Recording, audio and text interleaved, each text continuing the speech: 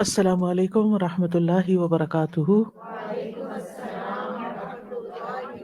نحمده ونصلي على رسوله الكريم، اما بعد فاعوذ باللہ من الشیطان الرجیم، بسم اللہ الرحمن الرحیم۔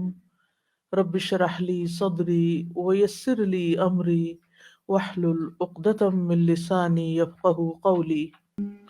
اور جب میرے بندے آپ سے میرے بارے میں سوال کریں تو کہہ دیجئے بے شک میں قریب ہوں، میں پکارنے والے کی پکار کا جواب دیتا ہوں جب وہ مجھے پکارے۔ تو ان کو چاہیے کہ یہ بھی میرا حکم مانیں اور مجھ پر ایمان رکھیں تاکہ وہ ہدایت پائیں۔ سو اس سے بخشش مانگو، پھر اس کی طرف پلٹ آؤ، یقیناً میرا رب قریب ہے، قبول کرنے والا ہے۔ اللہم لک الحمد کلہ، اللہم لا قابض لما بسطت ولا مقرب لما بعدت ولا مباعد لما قربت ولا معطی لما منعت ولا مانع لما اعطیت۔ اللہم ابسط علینا من برکاتک ورحمتک وفضلک ورزقک۔ اللہم انی اسألک النعیم المقیم الذی لا یحول ولا یزول۔ اللہم انی اسألک النعیم یوم العیلۃ والامن یوم الحرب۔ اللہم اعوذ بک من سوء ما اعطیتنا وشر ما منعتنا وشر ما منعت منا۔ اے اللہ، تعریف تیرے ہی لیے ہے، ہر قسم کی تعریف۔ اے اللہ، جو تو پھیلا دے اسے کوئی سمیٹنے والا نہیں، اور جسے تو دور کر دے اسے کوئی نزدیک کرنے والا نہیں، اور جسے تو نزدیک کر دے اسے کوئی دور کرنے والا نہیں، جسے تو عطا کر دے اس کو کوئی روکنے والا نہیں، اور جس سے تو روک لے اسے کوئی دینے والا نہیں۔ اے اللہ، ہم پر اپنی برکات، اپنی رحمت، اپنا فضل اور اپنے رزق کو پھیلا دے۔ اے اللہ، میں تجھ سے ایسی نعمتیں مانگتا ہوں جو ہمیشہ قائم رہیں، نہ تیری اطاعت میں حائل ہوں اور نہ کبھی زائل ہوں۔ اے اللہ، میں تجھ سے تنگی کے دن کی نعمت اور جنگ کے دن کے امن کا سوال کرتا ہوں۔ اے اللہ، میں تیری پناہ میں آتا ہوں اس چیز کی برائی سے جو تو نے عطا کی اور اس چیز کے شر سے جو تو نے ہم سے روک لی۔ آج ہم انشاءاللہ والدین کے بارے میں دعائیں پڑھیں گے۔ اللہ سبحانہ تعالیٰ کے حق کے بعد سب سے بڑا حق انسانوں میں سے ہم پر والدین کا حق ہے۔ ارشاد باری تعالیٰ ہے، اور آپ کے رب نے فیصلہ کر دیا ہے کہ تم اس کے سوا کسی کی عبادت نہ کرو اور والدین کے ساتھ احسان کرو۔ اگر تمہارے پاس ان دونوں میں سے ایک یا وہ دونوں ہی بڑھاپے کی عمر کو پہنچیں تو تم انہیں اف تک نہ کہو اور نہ انہیں جھڑکو، اور ان دونوں سے عمدہ احترام والی بات کہو، اور ان دونوں کے لیے مہربانی سے عاجزی کے بازو جھکائے رکھنا اور کہنا، اے میرے رب، ان دونوں پر رحم کیجیے جیسا کہ ان دونوں نے بچپن میں میری پرورش کی ہے۔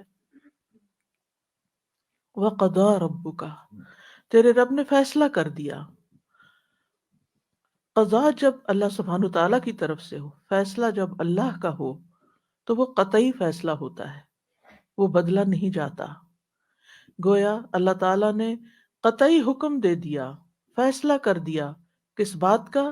کہ اس کے سوا کسی اور کی عبادت نہیں کی جائے گی۔ ہمیں حکم دیا کہ ہم صرف اس کے بندے بن کر رہیں، صرف اسی سے مانگیں، اس سے انتہا درجے کی محبت کریں، اسی سے ڈریں اور صرف اسی کے لیے عاجزی اختیار کریں۔ ہماری قربانی، ہماری نماز، ہماری قربانی، ہمارا رکوع، ہمارا سجدہ، ہمارا قیام، ہمارا قول، ہمارا فعل اسی کی خاطر ہو۔ ہم جو کچھ کریں اسی کی رضا کے لیے کریں۔ توحید کے بعد پہلا سبق پھر ہمیں والدین کے ساتھ احسان کا ملتا ہے۔ ایک ہی آیت میں اللہ سبحانہ تعالیٰ نے اپنی عبادت کے ساتھ ساتھ ہمیں والدین کے ساتھ حسن سلوک کا حکم دیا ہے۔ والدین کے ساتھ حسن سلوک کرنا ہم سب پر لازم ہے، واجب ہے، ضروری ہے، اور بہت تاکید کے ساتھ اللہ تعالیٰ نے اس کا حکم ہمیں دیا ہے کہ وَبِالْوَالِدَيْنِ إِحْسَانًا، کہ اپنے اقوال کے ساتھ، اپنے زبان کے ساتھ اور اپنے عمل کے ساتھ، اپنے رویے کے ساتھ اپنے والدین کے ساتھ نیک سلوک کرو. یعنی ہر وہ بات، ہر وہ کام جس سے والدین کو کوئی فائدہ حاصل ہو یا والدین کو اس سے کوئی خوشی حاصل ہو، تو یہی ان کے ساتھ حسن سلوک کرنا ہے، اور اس میں ان کے ساتھ ان کی نافرمانی نہیں کرنا. یعنی کوئی بھی چیز اس وقت تک مکمل نہیں ہوتی جب تک اس کا منفی پہلو اس سے دور نہیں کر دیا جاتا. یعنی ایک پہلو تو یہ کہ ان کے ساتھ اچھا سلوک کرو، اور دوسرا ساتھ یہ بھی کہ ان کے ساتھ بدسلوکی نہیں کرنا.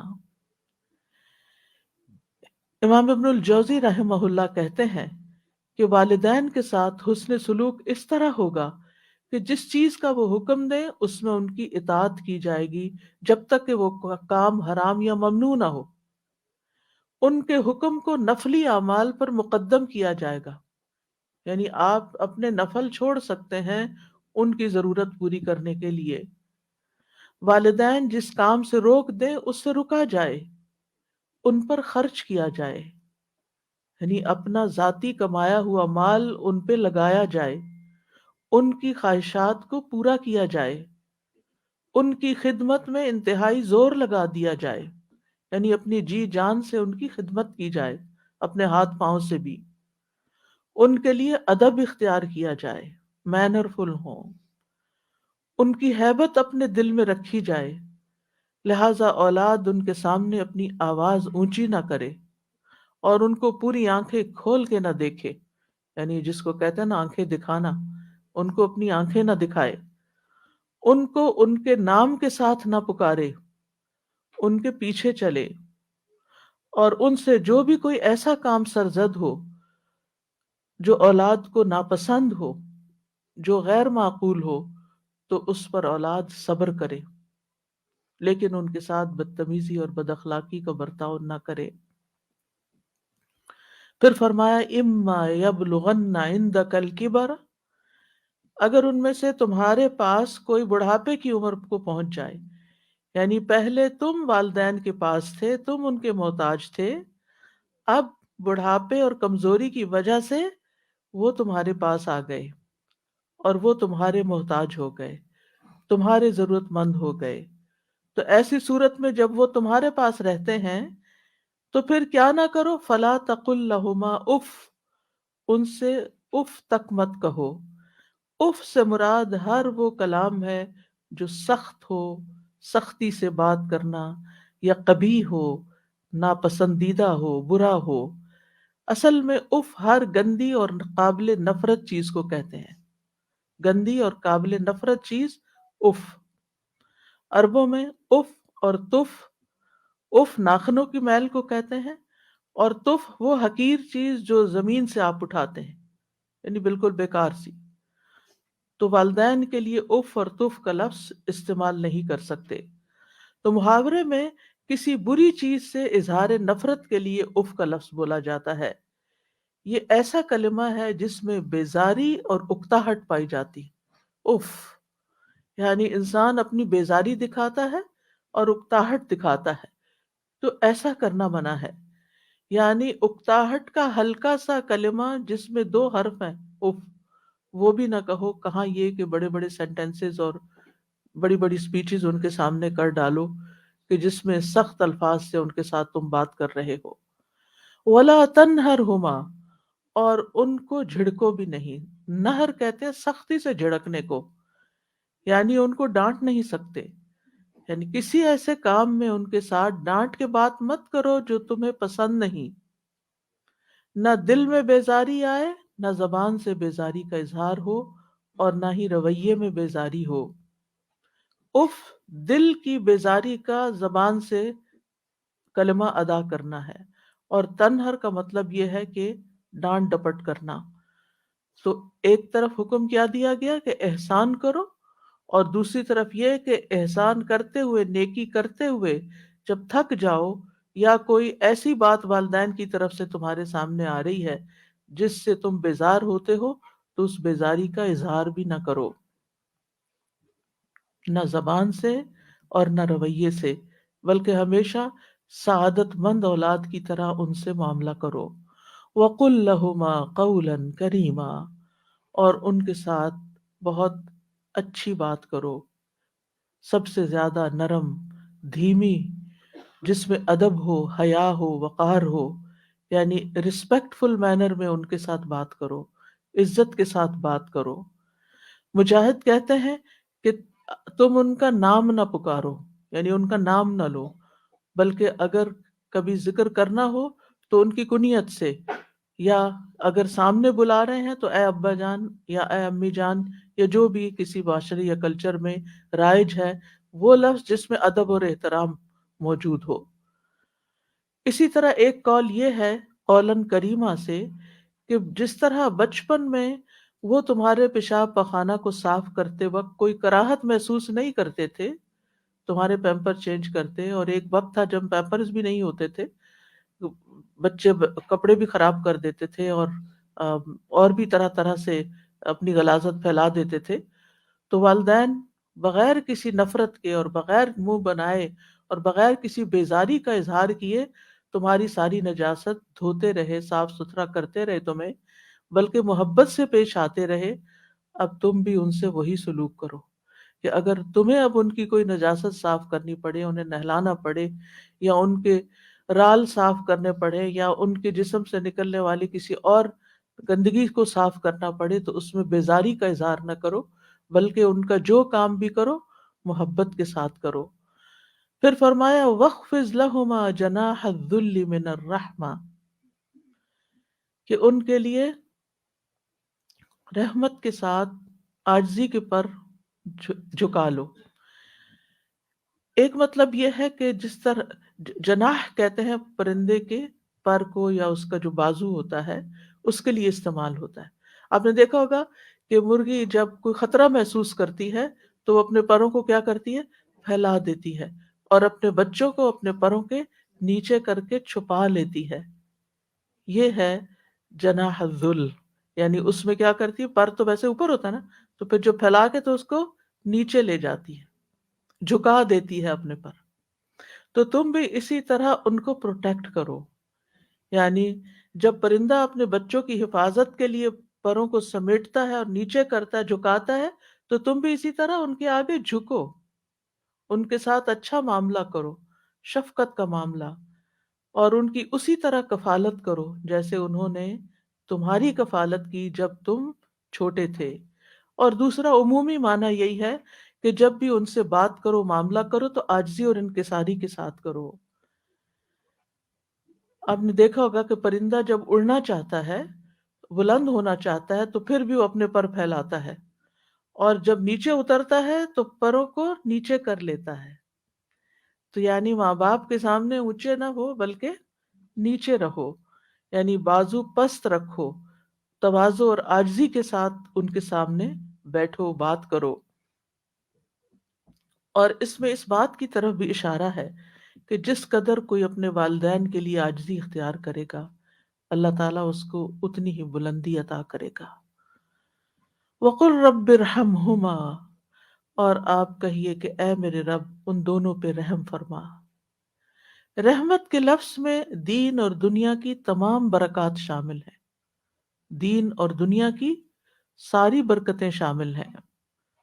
رب ارحمہما کما ربیانی صغیرا، جیسے انہوں نے مجھے بچپن میں پالا تھا، یعنی اے اللہ ان پر ایسی رحمت کر جیسے انہوں نے مجھ پر رحمت کی تھی۔ اور دوسرا یہ کہ ان پہ رحم فرما کیونکہ انہوں نے بچپن میں میری تربیت کی تھی، مجھے پالا تھا۔ یہاں انسان کو اس کی بچپن کی حالت یاد کرائی گئی ہے، کیونکہ انسان جب بچہ ہوتا ہے تو انتہائی ڈپینڈنٹ ہوتا ہے، اپنا کوئی کام خود نہیں کر سکتا، اپنے جذبات کا اظہار بھی زبان سے نہیں کر سکتا۔ تو اس طرح انسان کو اس کی کمزوری اور اس کے بچپن کی حالت یاد دلا کر اس کے دل میں شفقت پیدا کی جا رہی کہ تم بھی اپنے والدین کے لیے ایسی شفقت کا اظہار کرو۔ اور آپ دیکھیے جب اللہ سبحانہ تعالیٰ نے حکم دے دیا اور انسان پھر بھی وہ حق ادا نہ کر سکا، تو اس کو دعا سکھا دی کہ یا رب میں تو اس قابل نہیں، اور میں تو ان کا حق ادا ہی نہیں کر سکتا، لہٰذا میں تجھ سے دعا کرتا ہوں کہ تو ان پہ رحم فرما، تو ان کی ساری ضروریات پوری فرما۔ اور یہ حقیقت ہے کہ ہم خود کچھ بھی کر لیں، ہم تو ماں کے پیٹ کے اندر جو ماں نے تکلیفیں اٹھائیں ہماری پیدائش کے وقت، ہماری دنیا میں وجود میں لانے کے لیے، ان کا ایک حصہ بھی اس کا حق ادا نہیں کر سکتے۔ پھر جب ولادت کے دوران ایک ایک کانٹریکشن ماں نے لی، ایک ایک پین جو برداشت کی، وہ ہم ساری زندگی بھی خدمت کریں تو اس درد کو ہم محسوس نہیں کر سکتے اور اس کا بدلہ نہیں چکا سکتے۔ پھر اس کے بعد جو دودھ پلایا اور جو ہماری نجاست صاف کی، اور راتوں کو ہمارے لیے جاگ جاگ کر ہماری خدمت کی، اور ہمارے لیے دعائیں کی، ہماری خود بھوکے رہ کے ہمیں کھلایا، ساری ضروریات ہماری پوری کی، تو یہ سب کچھ کس بات کا تقاضا کرتا ہے کہ ہم خود یا رب حق ادا نہیں کر سکتے، تو ہی ان پر رحم فرما اور تو ہی ان کی تمام ضروریات پوری فرما۔ صحابہ کی زندگی میں ہم دیکھتے ہیں کہ وہ اپنے والدین کے لیے دعائیں کرتے ہیں۔ ایک بار ہانی بنت ابی طالب کے ایک آزاد کردہ غلام ہے ابو مرہ، وہ کہتے ہیں ایک بار وہ ابو ہریرہ کے ساتھ ان کے وطن عقیق گئے جہاں سے وہ تھے۔ جب ابو ہریرہ اپنے وطن پہنچے تو بڑی اونچی آواز میں کہا، اماں جان السلام علیکی ورحمۃ اللہ وبرکاتہ۔ انہوں نے جواب دیا، وعلیک السلام ورحمۃ اللہ وبرکاتہ۔ پھر ابو ہریرہ کہنے لگے، رحمک اللہ کما ربیتنی صغیرا۔ اللہ تعالیٰ آپ پر رحم فرمائے جیسے آپ نے میری بچپن میں پرورش فرمائی۔ تو والدہ نے جواب دیا، فجزاک اللہ خیرا ورضی عنک کما بررتنی کبیرا۔ اے میرے بیٹے، تمہیں بھی اللہ بہترین جزا دے اور تم سے راضی ہو جائے جیسا تم نے میرے ساتھ بڑھاپے میں نیک سلوک کیا۔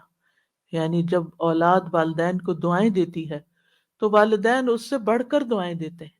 یہاں بھی آپ دیکھیں ابو ہریرہ کی دعا چھوٹی ہے لیکن والدہ کی دعا بڑی ہے، فجزاک اللہ ورضی عنک، اس میں دو چیزیں آ گئیں، کما بررتنی کبیرا۔ سلف صالحین اپنے والدین کے لیے خوب خوب دعائیں کرتے تھے۔ عامر بن عبداللہ بن زبیر کہتے ہیں، میرے والد فوت ہو گئے تو میں نے پورا سال اللہ سے ایک ہی دعا مانگی کہ اے اللہ میرے والد کو معاف فرما دے، یعنی مسلسل یہی دعا کرتے رہے۔ سفیان ابن عیینہ کہتے ہیں سفیان ابن عیینہ کہتے ہیں جو شخص 5 نمازیں ادا کرتا ہے گویا اس نے اللہ کا شکر ادا کیا، یعنی وہ شاکرین میں سے ہے، اور جو ہر نماز کے بعد والدین کے حق میں دعا کرتا ہے تو اس نے ان دونوں کا بھی شکر ادا کیا۔ یعنی جو شخص نماز پڑھتا ہے اور پھر نماز میں دعا کر لیتا ہے گویا وہ شکر گزاروں میں سے ہے۔ اور اس میں آپ دیکھیے کہ علماء یہ کہتے ہیں کہ جیسے اللہ سبحانہ تعالیٰ کے حق کے بعد سب سے بڑا حق پھر نبی صلی اللہ علیہ وسلم کا ہے، تو نماز میں جب تشہد پڑھتے ہیں تو تشہد میں پہلے درود شریف پڑھتے ہیں اور پھر اس کے بعد والدین کے لیے دعا کرتے ہیں، ربنا اغفر لی ولوالدی وللمؤمنین یوم یقوم الحساب۔ یہ حکمت ہے اس دعا کے یہاں رکھے جانے کی، اس دعا کے ہر بچے کو جسے نماز سکھائی جاتی ہے اس کو یہ دعا بھی سکھائی جاتی ہے کہ ویسے تو ہم عام طور پر دعا کرنا بھول جاتے ہیں، لیکن جو بچہ نماز پڑھتا ہوگا وہ ہر صورت یہ دعا کرے گا ہی کرے گا۔ اور اس طرح اولاد کی دعاؤں میں ماں باپ ہمیشہ جب تک وہ زندہ ہیں شامل رہیں گے، چاہے والدین زندہ ہیں یا والدین فوت ہو چکے ہیں، ہر 2 صورت میں والدین کے لیے دعا کرنی چاہیے۔ ان کی اگر کوئی سختی یا ان سے کسی قسم کی کوئی ناگوار صورتحال زندگی میں پیش بھی آئی تو بھی والدین اس بات کے حقدار ہیں کہ ان کے لیے دعائیں کی جاتی رہیں، اور جو شکر گزار ہوتا ہے وہی اللہ تعالیٰ کا محبوب ہوتا ہے۔ اور شیطان کا کام کیا ہے کہ وَلَا تَجِدُ اس کا کیا کہنا تھا؟ وَلَا تَجِدُ أَكْثَرَهُمْ شَاكِرِينَ، کہ تو انسانوں کی اکثریت کو شکر گزار نہیں پائے گا۔ بلکہ ہونا یہ چاہیے کہ جہاں آپ کی کوئی ضرورت اٹکے، جہاں آپ کو کوئی پریشانی لاحق ہو، اتنی ہی زیادہ والدین کے لیے دعائیں زیادہ بڑھا دیں، کثرت کے ساتھ دعائیں کریں، اور خصوصاً سجدوں میں۔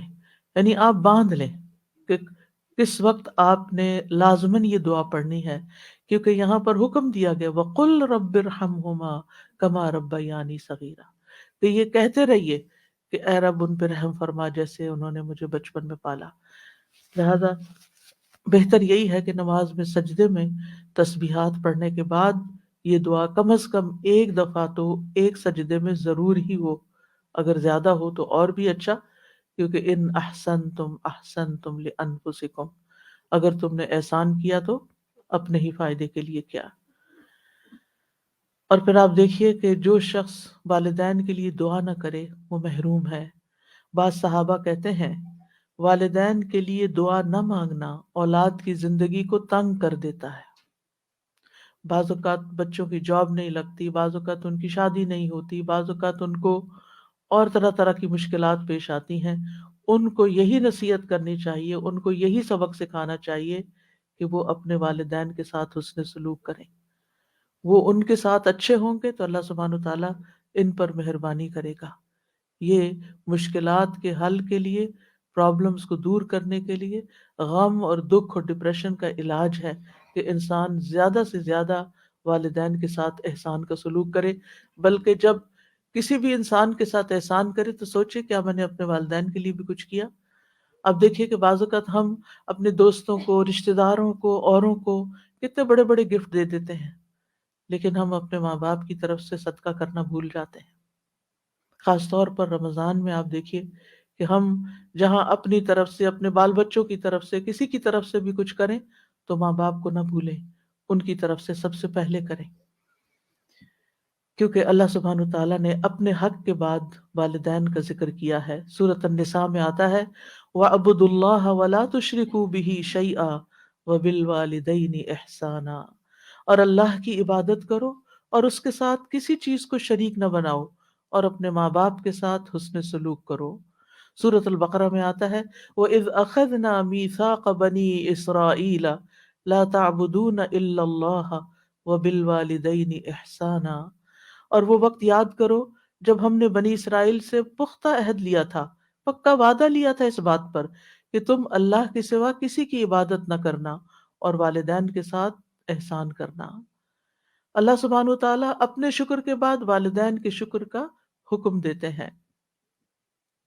سورۃ لقمان میں آتا ہے وَوَصَّيْنَا الْإِنسَانَ بِوَالِدَيْهِ حَمَلَتْهُ أُمُّهُ وَهْنًا عَلَى وَهْنٍ وَفِصَالُهُ فِي عَامَيْنِ أَنِ اشْكُرْ لِي وَلِوَالِدَيْكَ إِلَيَّ الْمَصِيرُ، اور ہم نے انسان کو اپنے والدین کے ساتھ نیک سلوک کا تاکیدی حکم دیا۔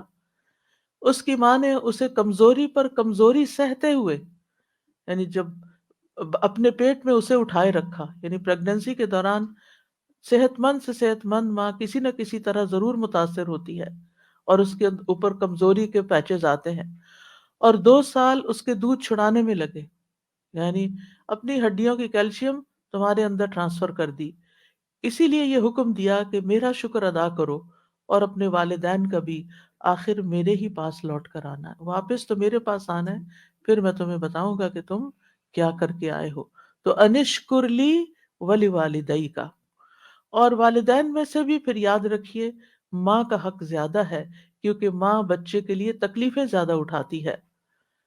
وَوَصَّيْنَا الْإِنسَانَ بِوَالِدَيْهِ إِحْسَانًا حَمَلَتْهُ أُمُّهُ كُرْهًا وَوَضَعَتْهُ كُرْهًا وَحَمْلُهُ وَفِصَالُهُ 30 شهرا حتى إذا بلغ أشده وبلغ 40 سنة قال رب أوزعني أن أشكر نعمتك التي أنعمت علي وعلى والدي وأن أعمل صالحا ترضاه وأصلح لي في ذريتي إني تبت إليك وإني من المسلمين۔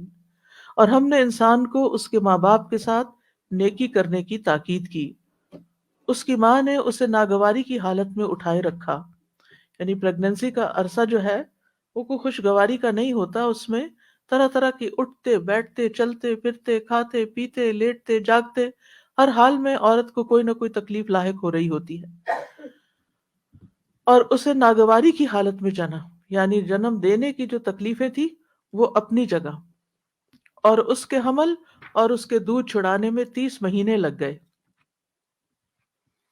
یعنی 2.5 سال کا عرصہ، یہاں تک کہ جب وہ اپنی پوری قوت کو پہنچا اور 40 برس کو پہنچ گیا تو اس نے کہا، اے میرے رب مجھے توفیق دے کہ میں تیری اس نعمت کا شکر ادا کروں جو تو نے مجھ پر اور میرے ماں باپ پر انعام کی، اور یہ کہ میں وہ نیک عمل کروں جسے تو پسند کرتا ہے، اور میرے لیے میری اولاد میں اصلاح فرما دے، بے شک میں نے تیری طرف توبہ کی اور بے شک میں حکم ماننے والوں میں سے ہوں۔ اور اس میں آپ دیکھیے کہ جب ایک بچہ اس طریقے سے اپنے والدین کا شکر ادا کرتا ہے اور اس کے لیے دعا کرتا ہے کہ اللہ مجھے توفیق دے کہ میں یہ کر سکوں، کیونکہ اللہ کی توفیق کے بغیر کوئی کام نہیں ہو سکتا، اور پھر نیک عمل کی دعا کرتا ہے اور اپنی اولاد کی اصلاح کی دعا بھی کرتا ہے اور توبہ کرتا ہے اور اللہ کا حکم ماننے کا عہد کرتا ہے، تو پھر اللہ تعالیٰ کیا فرماتے ہیں؟ اللہ تعالیٰ فرماتے ہیں اولئک الذین نتقبل عنہم احسن ما عملوا، یہ ہیں وہ لوگ جن سے ہم ان کے اچھے عمل قبول کر لیں گے، یعنی انہوں نے جو بہترین عمل کیے وہ عمل ہم قبول کریں گے۔ ہم سب کو اس بات کی فکر ہوتی ہے کہ ہماری نیکیاں پتہ نہیں قبول ہوتی ہیں یا نہیں۔ جو ماں باپ کا کے ساتھ نیک سلوک کرنے والا ہے ان کے لیے اللہ تعالیٰ کا وعدہ ہے، یہ سورۃ الاحقاف کی آیت نمبر 15 اور 16 ہے کہ اللہ تعالیٰ ان کے نیک اعمال کو قبول کر لے گا، وَنَتَجَاوَزُ عَنْ سَيِّئَاتِهِمْ فِي أَصْحَابِ الْجَنَّةِ، اور ہم ان کی خطاؤں سے درگزر کر دیں گے۔ ایسے لوگ جن کی یہ صفات ہوں، جن کی یہ ٹریٹس ہوں، ان کی خطائیں ہم دور کر دیں گے۔ فی اصحاب الجنہ، وہ جنت والوں میں ہوں گے، جنت کے ساتھیوں میں سے ہوں گے۔ وعد الصدق، سچا وعدہ ہے اللہ کا، اس میں کوئی شک نہیں۔ الذی کانوا یوعدون، وہ جس کا وہ وعدہ کیے جاتے ہیں۔ اور پھر اس کے برعکس والذی قال لوالدیہ اف لکما، وہ بچہ جو اپنے ماں باپ کو اف کہتا ہے اور کہتا ہے اتعداننی ان اخرج، تم مجھ سے دھمکیاں دیتے ہو کہ میں دوبارہ مرنے کے بعد نکالا جاؤں گا، وقد خلت القرون من قبلی، مجھ سے پہلے بھی بہت سے قومیں گزر چکی، وہما یستغیثان اللہ ویلک آمن، اور وہ دونوں ماں باپ اپنے بچے کے لیے فریادیں کرتے ہیں، ویلک آمن، تیرا ناس ہو ایمان لیا، تیرا ناس سے ایمان لیا، ان وعد اللہ حق، بے شک اللہ کا وعدہ سچا ہے، فیقول ما ھذا الا اساطیر الاولین، تو وہ کہتا ہے یہ سب دین کی باتیں، قرآن کی باتیں، پہلوں کی کہانیاں ہیں، تم مجھے کس بات کی دھمکی دیتے ہو، دنیا میں ایسا ہی ہوتا چلا ہے۔ تو یہ دو کردار ہیں، اور آج اب معاشرے کے اندر، خود مسلمان گھرانوں کے اندر یہ دونوں کردار نظر آتے ہیں۔ ایک طرف اطاعت گزار بچے ہیں، فرما بردار بچے ہیں، احسان کرنے والے، نیک سلوک کرنے والے، ماں باپ کے لیے دعائیں کرنے والے، اور دوسری طرف وہ جو ماں باپ کی ہر نصیحت کو مذاق میں اڑانے والے اور اسے پرانی کہانیاں بتانے والے اور ایمان سے بھی نکل جانے والے۔ اللہ تعالیٰ ایسے لوگوں کے بارے میں کیا فرماتے ہیں؟ اولئک الذین حق علیہم القول فی امم، ان امتوں میں سے جن کی وہ بات کر رہا ہے، ان امتوں میں، ان سارے لوگوں میں سے ان پر بات حق ہو گئی جو ان سے پہلے گزری امتیں، من الجن والانس، جنوں اور انسانوں کی، انہم کانوا خاسرین، کہ یہ سب لوگ خسارہ پانے والے تھے، یعنی جنہوں نے بھی یہ رویہ اختیار کیا ماں باپ کے ساتھ، انہوں نے بس خسارہ ہی اٹھایا، ان کی نہ دنیا بنی اور نہ آخرت بنی۔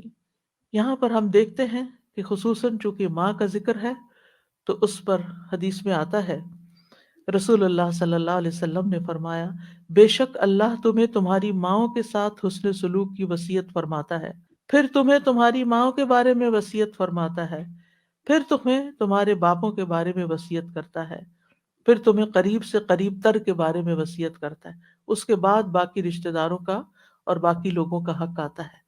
پہلے ماں کا، پھر باپ کا، اور پھر باقی رشتوں کا۔ ایک اور روایت کے اندر جو سنن نبی داؤد کی ہے کہ ایک شخص نے عرض کیا، اے اللہ کے رسول، میں کس کے ساتھ نیکی کروں، کس کے ساتھ حسن سلوک کروں؟ آپ نے فرمایا اپنی ماں کے ساتھ، پھر اپنی ماں کے ساتھ، پھر اپنی ماں کے ساتھ، پھر اپنے باپ کے ساتھ، پھر قرابت داری میں جو زیادہ قریب ہو۔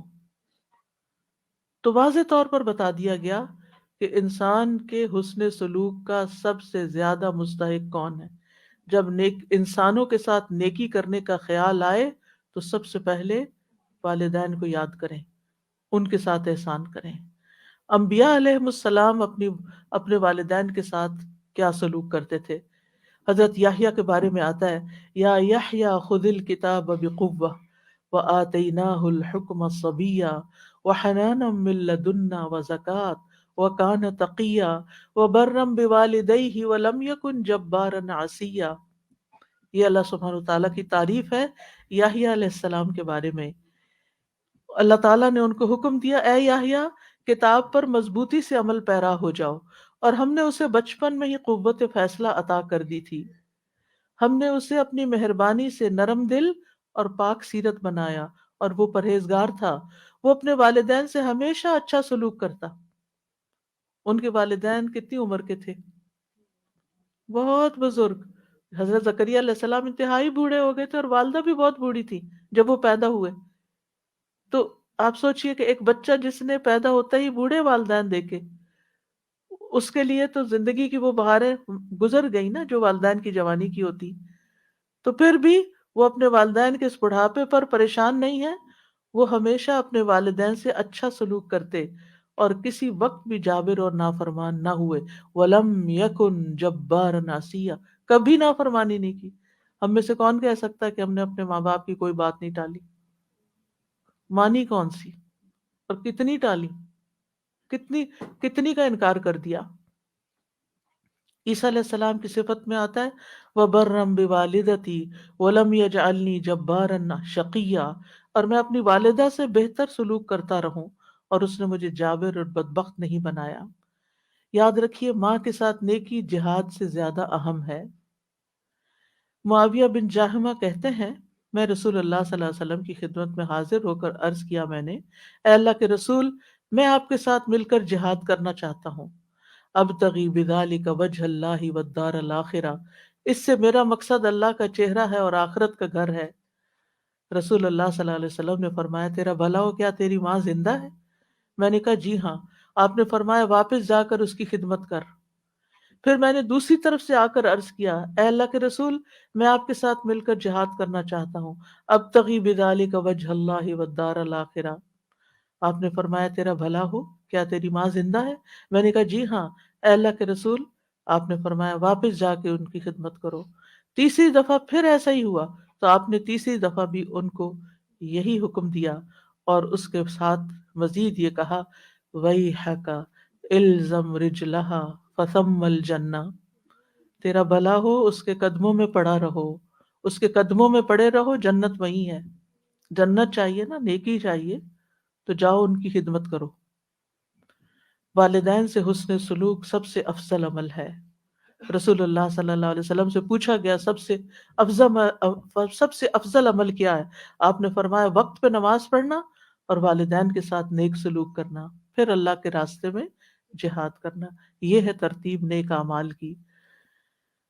بعض لوگ اپنے رشتوں کو بھول جاتے ہیں، والدین کی کیئر ہی نہیں کرتے اور نیکی کے کام کرنے میں دوڑتے پھرتے ہیں۔ تو سب سے بڑی نیکی چھوڑ کر اس سے اگلے درجے پہ جانا، یہ تو پھر اپنی خواہش کی بات ہے۔ ایک شخص نے جہاد میں جانے کی نبی صلی اللہ علیہ وسلم سے اجازت مانگی۔ آپ نے پوچھا کیا تمہارے والدین زندہ ہیں؟ اس نے جواب دیا ہاں۔ آپ نے فرمایا فَفِيهِمَا فَجَاهِدْ، جاؤ ان دونوں میں جہاد کرو، یعنی جاؤ ان کی خدمت کرو اور وہاں تمہارا جہاد ہے۔ کیونکہ بعض سچویشنز ایسی ہوتی ہیں کہ والدین ایسی ضرورت میں ہوتے ہیں کہ ان کی وہ ضرورت کوئی اور پوری ہی نہیں کر سکتا سوائے آپ کے، اور وہ خاص بیسک ضروریات ہوتی ہیں، مثلا ان کا کھانا پینا ہے، ان کی علاج معالجہ ہے، ان کی ایسی ضرورت ہے کہ جو آپ ہی نے کرنی ہے، لہٰذا اس خدمت کو کبھی بھی بھلانا نہیں چاہیے۔ پھر اسی طرح نفل عبادت سے زیادہ والدین کا حق ہے۔ مثلا اگر والد یا والدہ کرا رہے ہیں اور ان کو کسی دوا کی ضرورت ہے، یا جسم پہ دبانے کی ضرورت ہے، یا کسی واش روم لے جانے کی ضرورت ہے بیماری کی حالت میں، اور آپ کے میں نفل پڑھ کے آؤں گی، تو یہ نفل کسی کام کے نہیں پھر آپ کے لیے۔ اس سے بہتر ہے کہ آپ نفل بعد میں مؤخر کریں، اور اگر وقت نہیں تو اس وقت کو پہلے اپنے والدہ یا والد کی خدمت میں یا ان کی ضرورت پوری کرنے میں لگائیں۔ اگر والدین مشرک ہوں، اگر والدین کفر کریں، وہ بدعت کریں، وہ شرک کریں، والدین اللہ کے نافرمان ہوں، غلط کام کرتے ہوں، تو کیا پھر بھی صلہ رحمی کرنی ہوگی؟ جی ہاں، پھر بھی صلہ رحمی کرنی ہوگی۔ ابو ہریرہ کہتے ہیں کہ رسول اللہ صلی اللہ علیہ وسلم کا گزر عبداللہ بن ابی بن سلول کے پاس سے ہوا۔ وہ ایک جھاڑی کے سائے میں تھا۔ اس نے کہا، ابن ابی کبشہ نے ہم پر غبار اڑا دیا ہے۔ نعوذ باللہ، نبی صلی اللہ علیہ وسلم کو اپنے رضائی والد کے نام سے پکار رہا ہے، یعنی کہ بے ادبی کے ساتھ۔ اس کے بیٹے عبداللہ بن عبداللہ نے کہا، قسم اس ذات کی جس نے آپ صلی اللہ علیہ وسلم کو عزت دی اور آپ پر کتاب نازل کی، اگر آپ چاہیں تو میں اس کا سر قلم کر کے آپ کے پاس لے آتا ہوں۔ یعنی اس نے آپ کو اس انداز میں مخاطب کیا ہے، میں اپنے باپ کا گلا اڑا سکتا ہوں آپ کی خاطر۔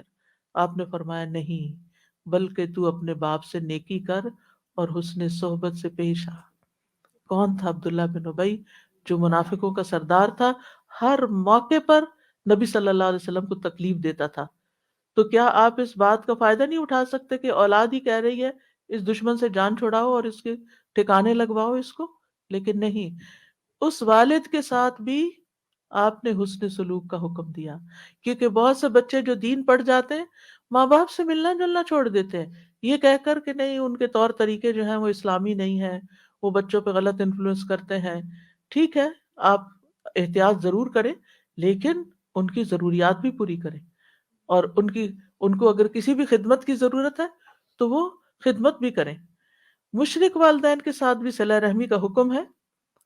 ہاں، اگر وہ یہ زور دیں کہ تم شرک کرو تو شرک نہیں کرنا، یہ بات ان کی نہیں ماننی، ورنہ دنیا میں ان سے اچھے طریقے سے رہنا ہے۔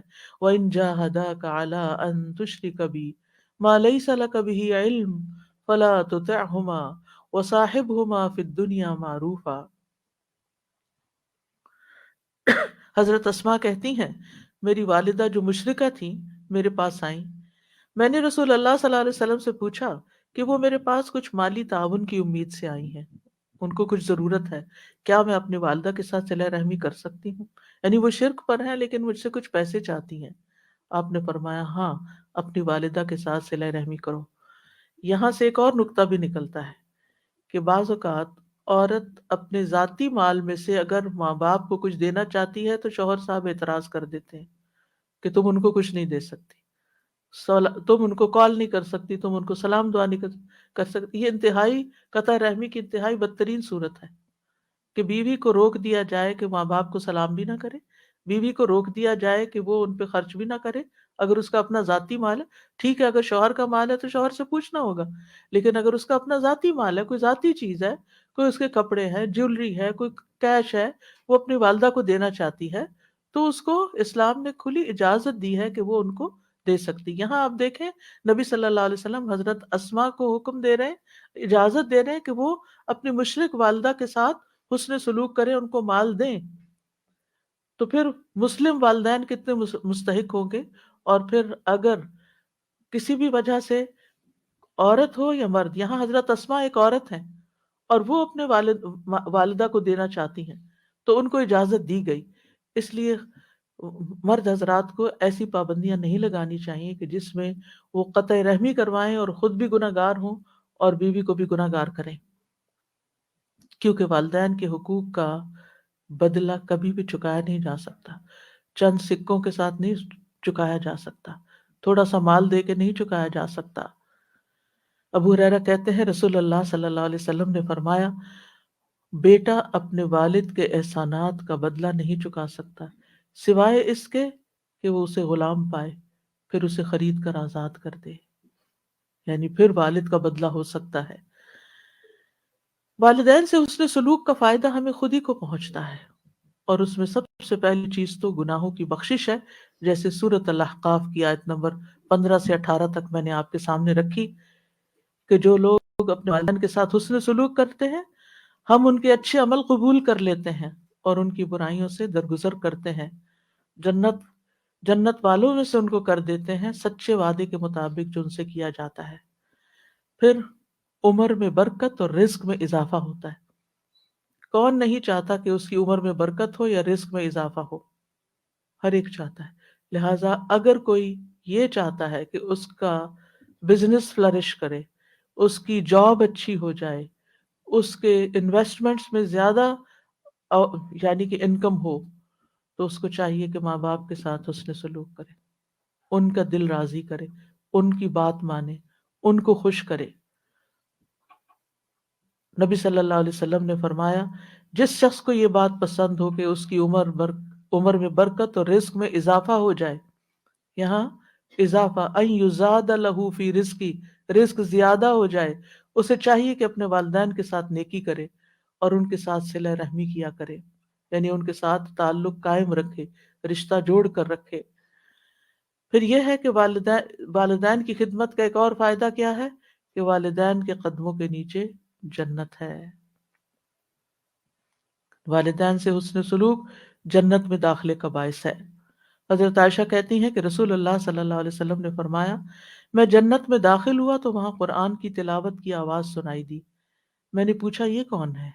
جنت میں تلاوت؟ مجھے بتایا گیا یہ حارثہ بن نعمان ہے۔ رسول اللہ صلی اللہ علیہ وسلم نے ان سے کہا یہی نیکی ہے، یہی نیکی ہے۔ اور حارثہ بن نعمان اپنی والدہ کے ساتھ بہت زیادہ حسن سلوک کیا کرتے تھے، تو اس نیکی کی وجہ سے ان کو جنت میں بھی ان کی آواز سنائی گئی کہ وہاں ان کی تلاوت کی آواز آ رہی ہے۔ یعنی جو لوگ نیک سلوک کرتے ہیں اپنے ماں باپ سے، ان کا تذکرہ وہاں بھی ہوتا ہے۔ اور اس کے برعکس والدین سے نافرمانی، اس کے نقصانات کیا ہیں؟ سب سے پہلے یہ کہ یہ تو ہے ہی حرام کاموں میں سے۔ نبی صلی اللہ علیہ وسلم نے فرمایا اللہ نے تم پر ماؤں کی نافرمانی کو حرام قرار دیا ہے، کبیرہ گناہ ہے والدین کی نافرمانی۔ نبی صلی اللہ علیہ وسلم سے کبیرہ گناہوں کے بارے میں پوچھا گیا تو آپ نے فرمایا اللہ کے ساتھ کسی کو شریک ٹھہرانا اور ماں باپ کی نافرمانی کرنا۔ والدین کی نافرمانی کرنے والا ملعون ہے۔ رسول اللہ صلی اللہ علیہ وسلم نے فرمایا اللہ ایسے شخص پر لعنت کرے، یعنی وہ رحمت سے دور ہو جائے، جس نے اپنے والدین کی نافرمانی کی، یعنی ایک جائز بات نہیں مانی یا ان کو گالی دی، برا بھلا کہا۔ والدین کے نافرمان کی کوئی عبادت قبول نہیں ہوتی۔ رسول اللہ صلی اللہ علیہ وسلم نے فرمایا 3 لوگ ہیں جن کی نہ فرض عبادت قبول ہوتی ہے نہ نفل قبول ہوتی ہے، ان میں سے ایک والدین کا نافرمان اور بد سلوک، یعنی بات بھی نہیں مانتا اور سلوک بھی اچھا نہیں کرتا، دوسرے احسان جتانے والا، تیسرے تقدیر کو جھٹلانے والا۔ پھر والد کی ناراضگی اللہ کی ناراضگی ہے۔ نبی صلی اللہ علیہ وسلم نے فرمایا رب کی رضامندی باپ کی رضامندی میں ہے اور رب کی ناراضگی باپ کی ناراضگی میں ہے۔ والدین کی نافرمانی سے عمر گھٹ جاتی ہے۔ کعب کہتے ہیں اللہ اس بندے کو جلد ہلاک کر دیتا ہے جو اپنے ماں باپ کا نافرمان ہوتا ہے، تاکہ اس کو جلدی عذاب دے سکے، یعنی قبر میں اور آگے آخرت میں۔ اور جب بندہ اپنے والدین کا فرما بردار ہوتا ہے تو اللہ اس بندے کی عمر کو بڑھا دیتا ہے تاکہ وہ نیکی اور خیر میں اور زیادہ اضافہ کر سکے۔ یعنی جتنی جتنی انسان کی عمر لمبی ہوتی ہے اس کو نیکی کرنے کے زیادہ موقع مل جاتے ہیں، اتنے رمضان زیادہ اس کی زندگی میں، اتنی نمازیں اس کی زندگی میں زیادہ، اتنی قرآن کی تلاوت، اتنا صدقہ خیرات بڑھتا ہی چلا جاتا ہے۔ سلف صالحین کہتے ہیں جو اپنے والدین کی نافرمانی کرتا ہے اس کی اولاد بھی اس کی نافرمان بن جاتی ہے۔ والدین کے نافرمان کے لیے قبر میں بھی سزا ہے۔ عوام بن حوشب رضی اللہ عنہ یہ صحابی ہیں، وہ کہتے ہیں میں ایک دفعہ کسی بستی میں گیا، وہاں پڑاؤ کیا، اس کے پاس ایک قبرستان تھا۔ عصر کی نماز کا وقت ہوا تو وہاں سے ایک قبر پھٹی، یعنی قبر کھل گئی اور ایک آدمی نمودار ہوا۔ اس کا سر گدھے کی سر کی طرح تھا اور جسم انسان کے جسم کی طرح تھا۔ وہ 3 دفعہ ہینگا، یعنی گدھے کی آواز نکالی، پھر قبر اس کے اوپر مل گئی۔ تو گاؤں میں ایک عمر رسیدہ عورت اون کاٹ رہی تھی. تو ایک عورت نے کہا وہ بوڑھی عورت دیکھ رہے ہو؟ میں نے کہا ہاں. اسے کیا ہے؟ اس نے کہا وہ اس کی ماں ہے. میں نے پوچھا اس کا قصہ کیا ہے؟ اس نے بتایا کہ یہ شراب پیتا تھا. جب وہ جانے لگتا تو ماں کہتی اے بیٹے اللہ سے ڈر جاؤ، کب تک تم شراب پیتے رہو گے؟ اس نے کہا تم ایسے ہی ہینگتی رہتی ہو جیسے گدھا ہینگتا ہے. جیسے عام طور پہ بچے کہتے ہیں نا کہ ماں باپ کو واپس سنا دیتے کہ آپ گرمبل کرتے ہیں، آپ یہ کرتے ہیں، آپ وہ کرتے ہیں. تو اس نے کہا کہ تم ماں کی نصیحت کو کیا کہا، گدھے کی طرح ہینگتی ہو. پھر وہ عصر کے بعد فوت ہو گیا. تو یہ وہ بندہ ہے جو ہر روز اپنی قبر سے نکلتا ہے، 3 دفعہ ہینگتا ہے، پھر قبر اس پر مل جاتی ہے. اتنی بڑی عبرت. والدین کی نافرمانی کا نقصان کیا ہے کہ ایسا شخص جنت میں داخل نہیں ہوگا. نبی صلی اللہ علیہ وسلم نے فرمایا 3 آدمی جنت میں داخل نہ ہوں گے، نہ ہی قیامت کے دن اللہ ان کی طرف دیکھے گا. نمبر 1 والدین کا نافرمان، نمبر 2 مردوں کی مشابہت اختیار کرنے والی عورت، یعنی ہے عورت، اللہ نے اس کو عورت پیدا کیا اور وہ مرد بنی پھرتی ہے. اور تیسرے دیوس، یعنی وہ بغیرت انسان جو اپنے گھر والوں میں بے حیائی کو دیکھتا ہے اور اس کو برا نہیں لگتا. اور قیامت کے دن ان 3 آدمیوں کی طرف اللہ تعالیٰ دیکھے گا بھی نہیں. ایک والدین کا نافرمان، دوسرے عادی شرابی، اور تیسرے دے کر احسان جتانے والا. تو پھر والدین کے ساتھ کیا جائے، کیسے ان کو راضی کیا جائے، کیسے ان کا حق ادا کیا جائے، کیسے حسن سلوک کیا جائے؟ اس میں سب سے پہلی بات یہ ہے کہ ان کی خدمت کی جائے. اگر وہ زندہ ہے تو پھر ان کے کام کیے جائیں.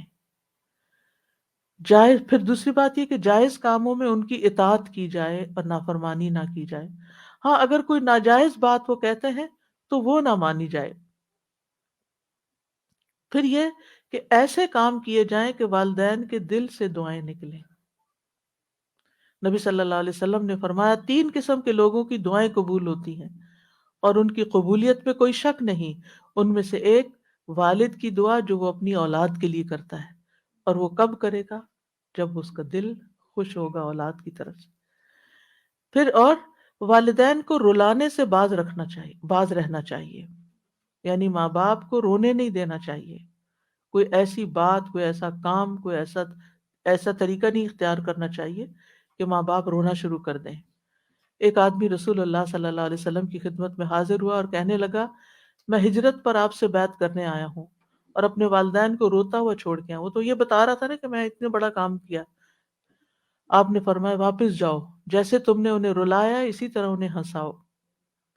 پھر اسی طرح والدین سے اگر کوئی غلطی ہو جائے تو ان کو رسوا نہ کیا جائے، ان کی برائیاں نہ کی جائیں. افسوس ان لوگوں پر جو دائیں بائیں ہر طرف اپنے ماں باپ کی شکایتیں کر رہے ہوتے ہیں اور ان کو برا بھلا کہہ رہے ہوتے ہیں. پھر والدین پر خرچ کرنا چاہیے. رسول اللہ قرآن مجید میں اللہ تعالیٰ فرماتے سورۃ البقرہ میں 215 یسألونک ماذا ينفقون قل ما انفقتم من خیر فللوالدین والاقربین والیتامى والمساکین وابن السبیل وما تفعلوا من خیر فإن اللہ بہ علیم. وہ آپ سے پوچھتے ہیں کیا چیز خرچ کریں؟ کہو تم خیر میں سے جو بھی خرچ کرو تو وہ ماں باپ اور زیادہ قرابت والوں اور یتیموں اور مسکینوں اور مسافروں کے لیے، اور تم نیکی میں سے جو کچھ بھی کرو گے بے شک اللہ اسے خوب جاننے والا ہے. یعنی جب خرچ کرنے لگو تو پہلے ماں باپ کا حصہ، پہلے ان کی ضروریات دیکھو. اگر وہ ضرورت مند ہے تو پھر پہلے انہیں دو اور پھر کسی اور کو دو. بعض اوقات ہم چیریٹی کے کاموں میں خوب دیتے رہتے ہیں، اس مسکین کو دے رہے ہیں، اس غریب کو دے رہے ہیں، اس فقیر کو دے رہے ہیں، اس کام میں لگا رہے ہیں، اس کام میں لگا رہے ہیں، اور ماں باپ منہ دیکھ رہے ہیں، وہ اپنی ضروریات کے لیے ترس رہے ہیں. اور پھر بعض بچے تو ضد لگا دیتے ہیں وہ فلاں بھائی دے نا، میں ہی کیوں دوں. نہیں، جتنا ان کو دو گے اس سے زیادہ واپس آئے گا تمہارے پاس. پھر بعض یہ کہتے ہیں ان کے پاس تو آلریڈی بہت کچھ ہے. بھلے ہو، پھر بھی ہمارا کام ہے دینا. بعض کہتے ہیں ہم ان کو دیتے ہیں پھر وہ آگے صدقہ کر دیتی ہیں، بھلے صدقہ کرتی رہیں. بعض کہتے ہیں ہم ان کو دیتے ہیں اور وہ فلاں خالہ کو یا فلاں پھپھی کو دے دیتی ہیں جن سے ہماری نہیں بنتی. نہ بنے آپ کی، وہ جس کو چاہے دیں۔ اس میں ہمیں یہ نہیں دیکھنا چاہیے کہ ہماری پسند یا ہماری چوائس کیا ہے یا ہمیں کیا فائدہ ہو رہا ہے اس سے۔ ہمیں بس سب سے بڑا فائدہ یہ کہ ہمارے رب کا حکم پورا ہو رہا ہے اور وہ راضی ہو رہا ہے، وہ اس پیسے سے آگے جو بھی کرے، الا یہ کہ اگر آپ سمجھے کہ کسی حرام کام میں لگا رہے ہیں تو وہ اور بات ہے، ورنہ ادروائز ان کو اگر آپ صدقہ بھی کرنا چاہتے ہیں تو آپ ان کے ہاتھ میں دیں، آپ صدقہ کیجیے۔ اور اگر وہ دنیا سے گزر چکے ہیں تو ان کی طرف سے پھر وہ جو زندگی میں آپ ان کو دیتے تھے نا، تو مرنے کے بعد بھی آپ ان کی طرف سے صدقہ کرتے رہیں، کیونکہ زندگی میں تو والدین کے ساتھ بعض اوقات بچے کہتے ہیں کہ چلو ماں باپ سے ہم سے خوش ہوں گے تو ہمیں بھی کچھ ملے گا یا اچھا فیل کرتے ہیں، لیکن جب وہ فوت ہو جاتے ہیں اور آنکھوں سے اوجھل ہو جاتے ہیں اور اپنے ہاتھوں سے ان کو دفنا کے آ جاتے ہیں تو پھر اس وقت ہم آہستہ آہستہ بھولنے لگتے ہیں۔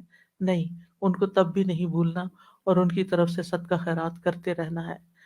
پھر یہ کہ اگر اپنے پاس نہیں تو ایسی صورت میں کمائی کر کے محنت کر کے ان پہ خرچ کیا جائے۔ طارق محربی کہتے ہیں ہم مدینہ آئے تو رسول اللہ صلی اللہ علیہ وسلم ممبر پر کھڑے لوگوں سے خطاب فرما رہے تھے۔ آپ فرما رہے تھے دینے والے کا ہاتھ اونچا ہوتا ہے اور سب سے پہلے تم اسے دو جس کی کفالت کے تم ذمہ دار ہو، یعنی اپنے بچوں پر اولاد پہ خرچ کرو جو ان کی بیسک نیڈز ہیں۔ اپنی ماں کو دو، اپنے باپ کو دو، اپنی بہن کو دو، اپنے بھائی کو دو، پھر اپنے قریبی رشتہ دار کو دو جو تمہارے قریبی ہو۔ یہ ترتیب بتا دی گئی، یعنی بیسک نیسیسٹیز گھر کی پوری کر کے پھر ماں سے شروع کر کے پھر باپ، پھر بہن، پھر بھائی، پھر قریبی رشتہ دار، اور پھر جو تمہارے آس پاس قریب کے لوگ ہوں۔ اور اگر نہیں تو محنت کر کے دو۔ ایک کہمس ایک بزرگ تھے، وہ پینٹ کے مسالے بنانے والے کارخانے میں کام کرتے تھے اور اس کے بدلے ان کو 1/3 درہم ملتا تھا۔ جب شام ہوتی تو وہ پھل خریدتے، پھر اس کو لے کر اپنی والدہ کی طرف آتے اور انہیں پیش کرتے، یعنی تھوڑا سا ہی ہوتا تھا لیکن اس تھوڑے میں سے بھی ماں کے لیے حصہ نکالتے۔ پھر یہ کہ والدین کی بات کان لگا کے سننی چاہیے، توجہ سے سننی چاہیے۔ محمد بن سیرین اپنی والدہ کے لیے جب لباس خریدتے تو سب سے زیادہ نرم لباس خریدتے تھے۔ جب عید آتی تو اپنی والدہ کا لباس خود رنگتے بھی تھے اور اپنی آواز کو کبھی اپنی والدہ پر بلند نہ کرتے تھے، اور وہ اپنی والدہ سے جب بھی بات کرتے ایسا لگتا تھا وہ کان لگا کر ان سے بات کر رہے ہیں۔ اور جو آدمی آپ کو نہیں جانتا ہوتا جب وہ آپ کو آپ کی والدہ کے پاس دیکھتا تو وہ والدہ کے پاس دھیمے انداز سے بولنے کی وجہ سے ان کو بیمار سمجھتا تھا، یعنی اتنے آرام آرام آرام سے باتیں کرتے تھے، پیار سے بات کرتے تھے۔ پھر نیکی کرنے کے بعد ماں باپ کو ثواب پہنچانا۔ ربیع بن خثیم راستے سے تکلیف دہ چیز کو ہٹاتے اور کہتے یا اللہ اس کا اجر میری والدہ اور میرے والد کو ملے۔ ان کو تو مل ہی گیا جس نے نیکی کی، لیکن چھوٹے چھوٹے کاموں کا ثواب بھی اپنے ماں باپ کو بھیجتے، کیونکہ وہ عقل مند لوگ تھے، ان کو پتا تھا کہ ان کے لیے جو کریں گے اس کا تو کئی گنا زیادہ لوٹ کر واپس آئے گا ہماری ہی طرف، تو وہ اس کو اپنی سعادت سمجھتے تھے۔ والدین دنیا سے چلے جائیں تو پھر بھی ان کے حقوق ادا کرنے چاہیے، سب سے پہلے تو ان کے لیے دعائیں۔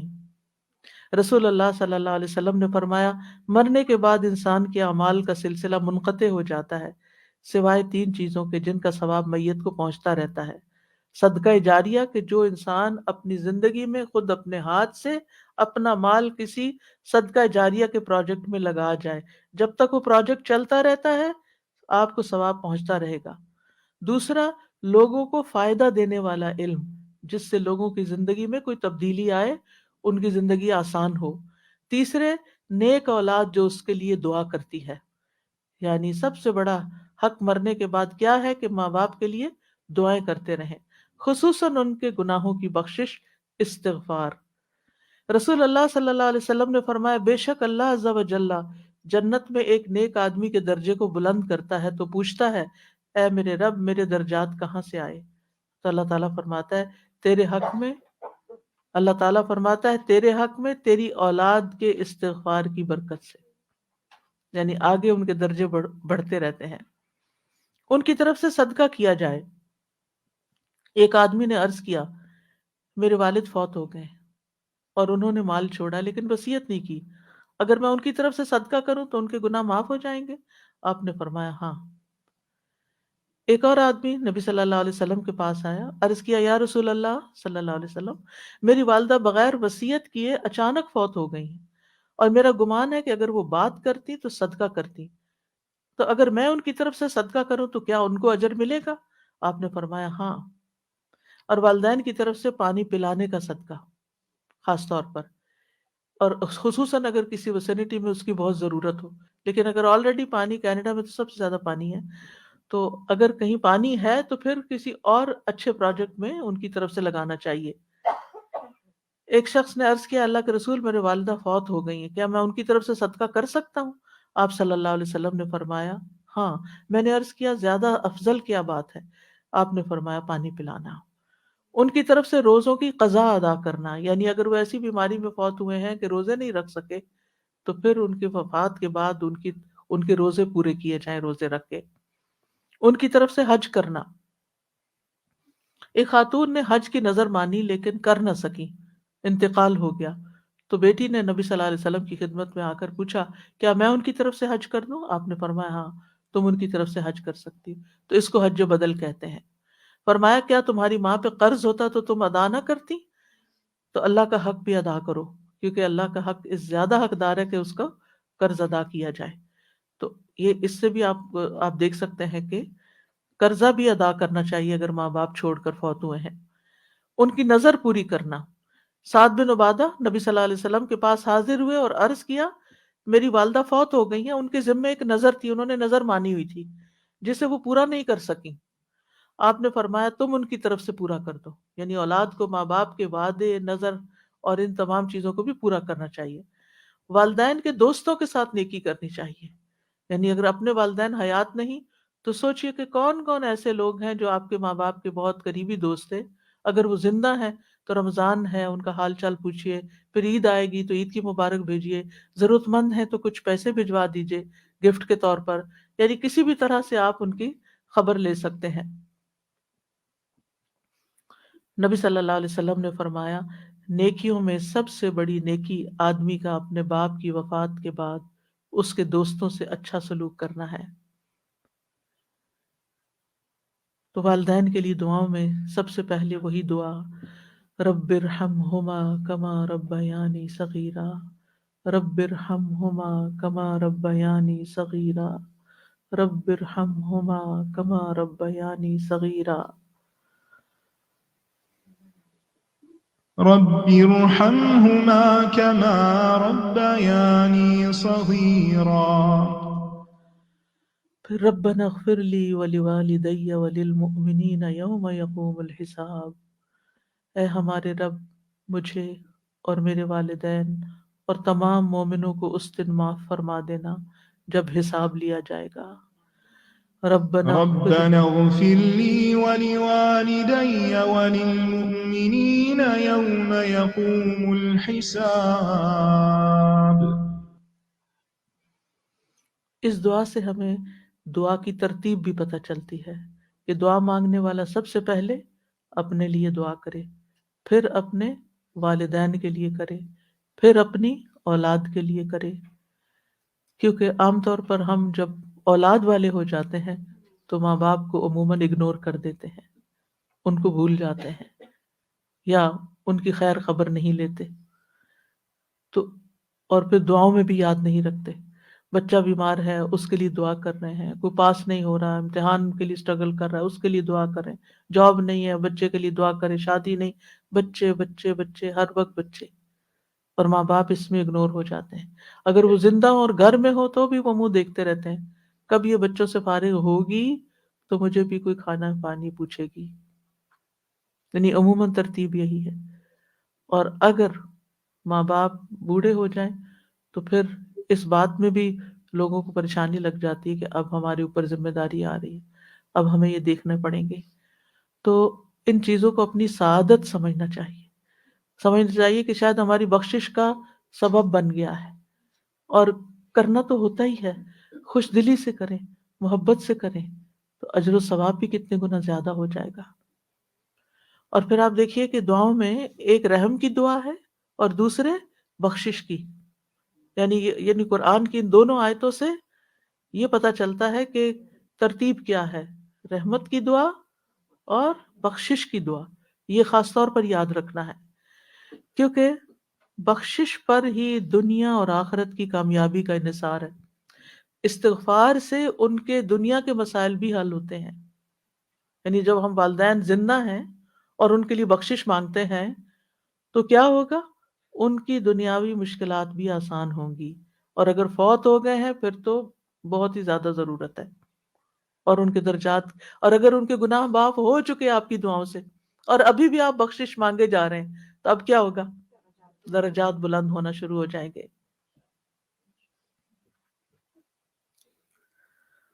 اور آپ دیکھیے کہ یہ دعا جو ہے، ربنا اغفر لی ولوالدی وللمؤمنین یوم یقوم الحساب، یہ کس کی دعا ہے؟ ابراہیم علیہ السلام کی دعا. اللہ سبحانہ وتعالیٰ، یعنی کہ اللہ تعالیٰ نے اپنے خلیل کے لیے اسی دعا کو خاص کیا. انہوں نے اور دعائیں بھی کی ہوں گی لیکن اس کا ذکر قرآن میں کیا. اور والدین کے لیے اس لیے بھی دعا کی جائے کہ ہم والدین کی کمائی ہیں اور والدین نے اپنی کمائی ہم پر خرچ کی ہے. اور پھر غائبانہ دعا، ایک ہوتا ہے کہ آپ کے والدین زندہ ہیں اور آپ ان کے سامنے یا آپ ان کو فون پہ یا آپ ان کو میسج پر دعائیں دیں، اور ایک یہ ہے کہ وہ جا چکے ہیں، اب وہ تو آپ سے تقاضا بھی نہیں کر سکتے کہ بچوں مجھے یاد رکھنا دعا میں. آپ ان کے لیے غائبانہ دعا کر رہے ہیں، اور غائبانہ دعا جو ہے قبول ہوتی ہے اور اس کا فوری طور پر اثر آپ کو بھی پہنچتا ہے. یعنی نہ صرف والدین کے لیے بلکہ سارے مومنوں کے لیے یہ دعا کرنی چاہیے، وَلِلْمُؤْمِنِينَ يَوْمَ يَقُومُ الْحِسَابُ. تو جب آپ سارے مومنوں کے لیے دعا کر رہے ہیں تو جتنی ان کی بخشش ہوگی اس کا اجر بھی آپ کو ملے گا، اور پلٹ کر واپس آپ کی بھی بخشش ہو جائے گی. اور پھر اگر زندہ ہے تو یاد رکھیے دعا کرنا محبت کو بڑھانے کا ذریعہ ہوتا ہے. آپ کسی کے لیے بھی دعا کرتے اور خلوص دل سے دعا کرتے ہیں تو اس شخص کے دل میں آپ کی قدر پیدا ہو جاتی ہے، چاہے آپ اس کے سامنے کریں چاہے غائبانہ طور پر کریں. تو جن لوگوں نے آپ پر کوئی احسان کیا، یعنی بہتر یہ ہے کہ آپ کوئی اپنی ڈائری بنا لیں اور ان میں نام لکھ لیں، اور اگر نام سب کے نہیں لکھے جا سکتے تو آپ مجموعی طور پر کہیں کہ یا رب جس کسی نے مجھ پر جو بھی احسان کیا ہے تو اسے اس کا بہترین بدلہ عطا کر، اس پہ رحمت فرما، ان کی بخشش فرما، ان کی دین دنیا کی ضروریات پوری فرما. تو جب یہ ہم ہر ایک کا بعض اوقات احسان کا بدلہ نہیں دے سکتے لیکن دعا کی شکل میں ہم ان کے کسی نہ کسی طرح کام آ سکتے ہیں، تو یہ محبت بڑھانے اور آپس کے تعلقات کو اچھا کرنے کا ذریعہ بھی ہے. اور پھر یہ ہے کہ دنیا کے امور کے ساتھ ساتھ آخرت کی دعائیں ضرور مانگنی چاہیے. یوم یقوم الحساب کی بات ہوئی ہے یہاں پر، کیونکہ عام طور پر ہم کسی کو دنیا میں بیمار دیکھتے ہیں تو ہم اس کی شفا کی دعا کر لیتے ہیں. اگر اس کی زندگی میں مال کی کمی ہے تو ہم کہتے ہیں اللہ اس کو وسیع رزق عطا کر. اگر کسی اور چیز کی کمی ہے، کوئی پریشانی ہے، کوئی دکھ تکلیف لاحق کسی کو ہو گئی ہے تو ہم اس کے دور کرنے کے لیے دعا کر لیتے ہیں. لیکن ہم بھول جاتے ہیں کہ آخرت کی مشکلات سب سے بڑی ہیں، اس کے لیے دعا کریں. اور پھر آپ دیکھیے کہ شرعی دعائیں جو ہیں، جو آپ کو یہاں میں ان پروگرامز میں بتا رہی ہوں، یہ بڑی جامع دعائیں ہیں. ہم خود اتنی، ہمارے اندر ہمت ہستی نہیں ہوتی کہ ہم خود اتنے اچھے الفاظ سلیکٹ کر سکیں اور ان الفاظ میں مانگ سکیں. جب ہم قرآن کی آیت سے کوئی دعا لے کے مانگتے تو وہ ہر حرف پہ 10 نیکیاں الگ مل رہی ہوتی، اور پھر اللہ سبحانہ تعالیٰ کی سکھائی ہوئی دعا ہم مانگ رہے ہوتے ہیں، اور پھر یہ کہ قبولیت بھی زیادہ ہوتی ہے. تو اس میں دنیا اور آخرت کے بڑے بڑے مقاصد چھپے ہوئے ہوتے ہیں اور مختصر الفاظ بھی ہوتے ہیں. حضرت نوح علیہ السلام نے بھی ایک دعا کی تھی، رب اغفر لی ولوالدی ولمن دخل بیتی مؤمنا وللمؤمنین والمؤمنات ولا تزد الظالمین الا تبارا. اے رب مجھے بخش دے اور میرے ماں باپ کو اور اس کو جو مومن بن کر میرے گھر میں داخل ہو، اور ایمان والے مردوں اور ایمان والی عورتوں کو، اور ظالموں کو ہلاکت کے سوا کسی چیز میں نہ بڑھا. تو انہوں نے جہاں دعائیں کی وہاں ظالموں کے لیے بد دعا بھی کی، کیونکہ ان کی قوم 950 سال کی تبلیغ کے بعد بھی حد سے بڑھ گئی تھی۔ اب اس کا خاتمہ ضروری ہو گیا تھا، کیونکہ انہوں نے کہا کہ وہ وَلَا يَلِدُ إِلَّا فَاجِرًا كَفَّارًا، کہ ان کی تو اولادیں بھی بڑی نافرمان اور ناشکری ہیں، کہیں سے کوئی خیر نظر ہی نہیں آ رہی، تو بہتر ہے اس نسل کو، اس قوم کو اب ملیا میٹ کر دیا جائے۔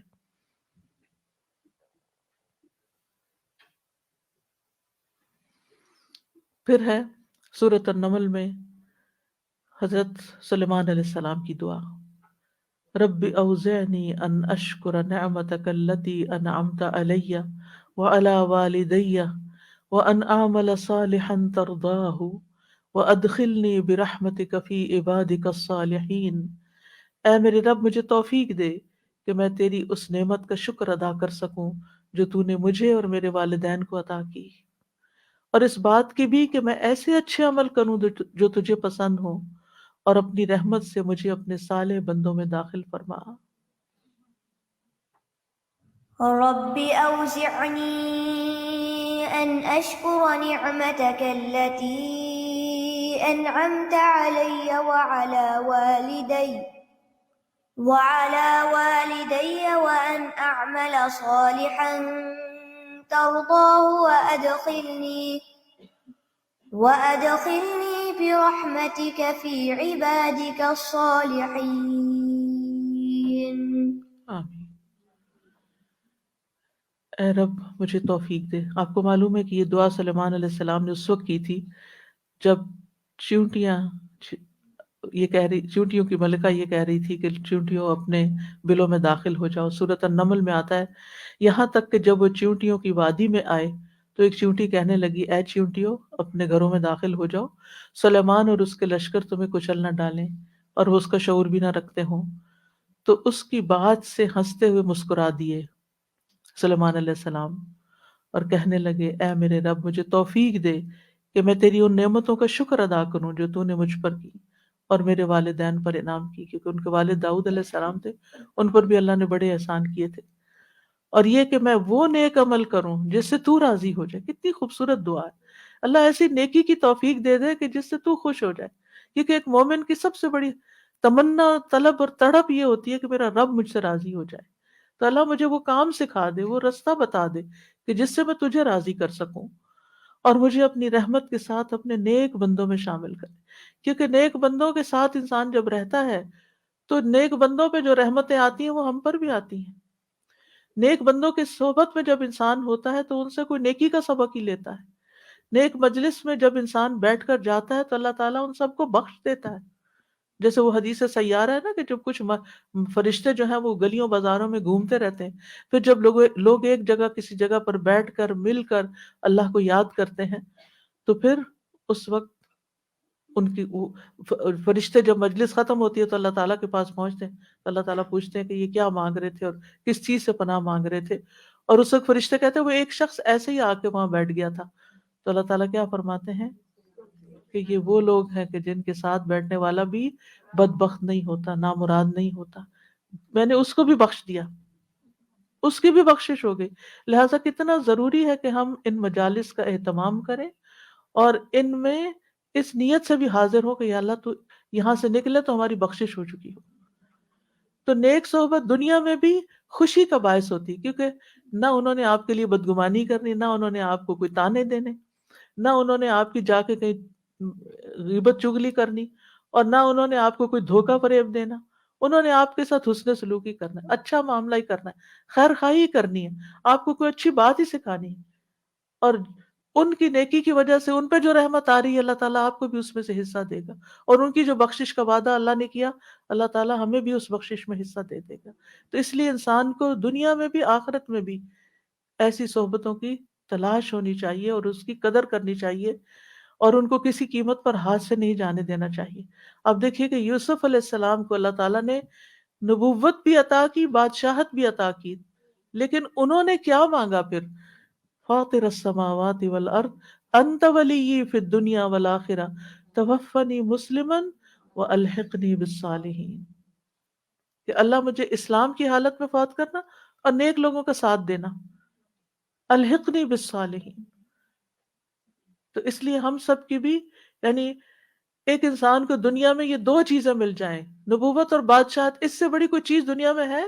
اس دنیا میں ہر چیز ان کے لیے مسخر کر دی گئی، وہ جہاں چاہے، وہ آتا ہے نا سورۃ یوسف میں، وہ جہاں چاہے اپنی یعنی اپنے لیے جو چاہے بنا سکتا تھا، یعنی پورے کلی مختار ہو گئے تھے، کل مختار ہو گئے تھے زمین پر، ہر طرح کے احکامات ان کے جاری ہوتے تھے، یعنی ان کی کوئی بات ٹالی نہیں جاتی تھی، وہ جو چاہتے کرتے، اور اس طرح دوسری طرف اللہ کی طرف سے ان کو نبوت کا اعلیٰ درجہ، لیکن ان کے دل میں کیا خواہش ہے؟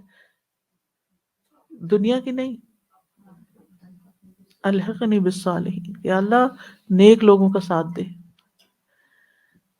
تو ان حضرت سلمان علیہ السلام نے بھی کیا کہا؟ رب اوزعنی، اوزعنی کا لفظ جانے اس کا مطلب ہوتا ہے یا اللہ مجھے روک لے کہ میں تیرے احسان کا شکر ادا کروں، مجھے توفیق دے، یعنی مجھے اس چیز کے لیے پابند کر دے کہ میں ایسا کرتا رہوں، یعنی جس قدر تو نے مجھ پر اور میرے والدین پر احسانات کی بارش کی ہے، اس کی وجہ سے کہیں میرا نفس بے قابو نہ ہو جائے۔ ہوتا ہے نا جب نعمتیں ملتی، صحت بھی ہو، آپ کی طاقت بھی ہو، ہمت بھی ہو، مال بھی ہو، اور آپ کے ریسورسز بھی ہو، ہر چیز آپ کے لیے آسان ہو۔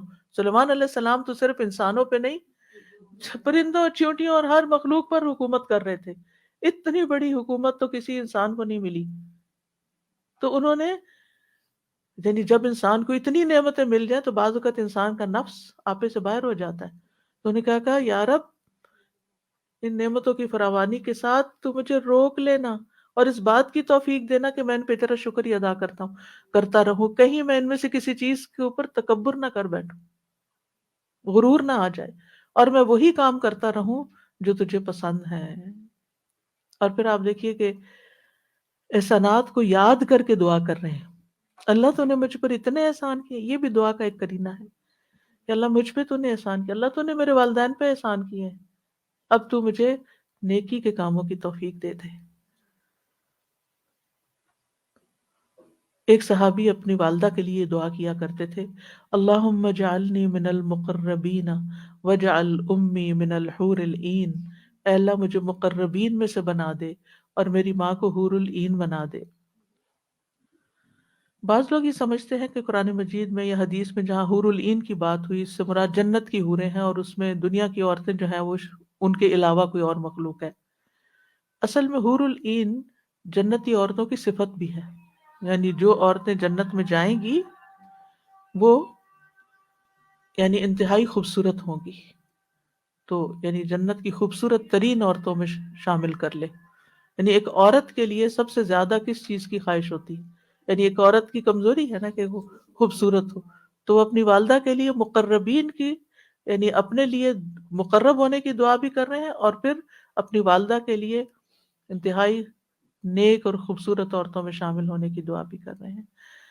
اللہ سبحانہ وتعالی ہمیں اپنے والدین کے حق ادا کرنے کی توفیق دے، اور اگر کوئی کمی کوتاہی رہ گئی ہے تو وہ دعاؤں سے پوری ہو سکتی ہے۔ اگر ہم نے زندگی میں ان کی قدر نہیں کی اور ہمارے لیے دعاؤں کے دروازے بند ہو گئے، تو اب ہم ان کے لیے دعائیں کریں تاکہ ہم اس کمی کو پورا کریں۔ ہم نے خدمت نہیں کی اور ہمیں ریگریٹس ہیں، صرف ریگریٹس سے کچھ نہیں بنتا، ریگریٹس انسان کے عمل کی قوت کو کم کر دیتے ہیں۔ جتنا زیادہ آپ ریگریٹ کریں گے، کاش میں یہ کر لیتا، کاش میں وہ کر لیتا، میں نے یہ کیوں نہ کیا، میں نے وہ غلطی کیوں کر دی، تو شیطان کی طرف سے کیا ہوتا ہے کہ انسان کو بس وہ غمگین رکھتا ہے، پریشان رکھتا ہے، تو غم اور پریشانی میں ہمارے عمل کی قوت کم ہو جاتی ہے۔ لہٰذا ریگریٹس کو آلٹرنیٹلی تبدیل کر کے، ریپلیس کر کے ان کی جگہ دعاؤں کی کثرت کر دیں۔ اللہ ہمیں توفیق عطا فرمائے۔ وآخر دعوانا ان الحمد للہ رب العالمین۔ سبحانک اللہم وبحمدک، اشہد ان لا الہ الا انت، استغفرک واتوب الیک۔